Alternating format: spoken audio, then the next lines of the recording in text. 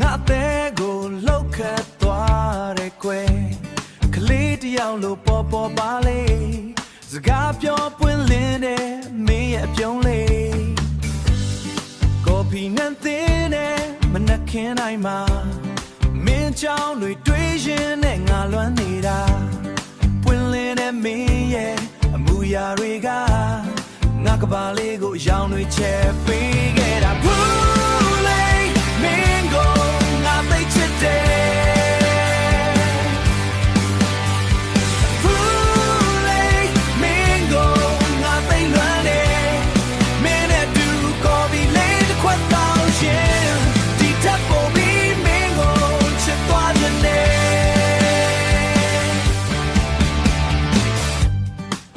ဆောင်မှုကင်းတဲ့မင်းရဲ့ပုံစံလေး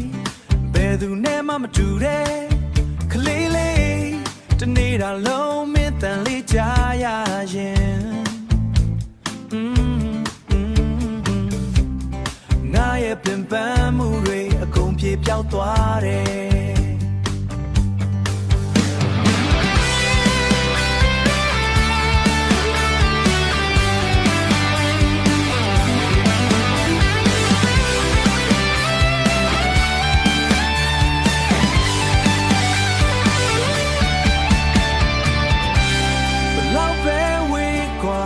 ပါစေအောင်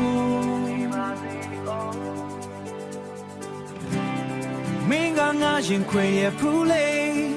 ပွင့်လင်းတဲ့စကားတွေနဲ့ငါကိုသိမ့်ပိုက်ထားမင်းကလွယ်လို့တခြားသူမရှိနိုင်ဘူး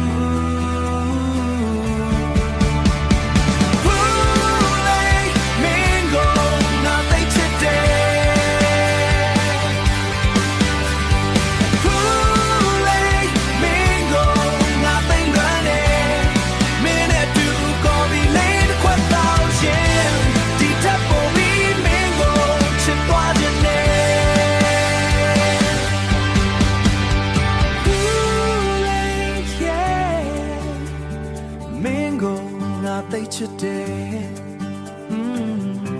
ဒီထက်ပိုပြီးမင်းကိုချစ်သွားခြင်းနဲ့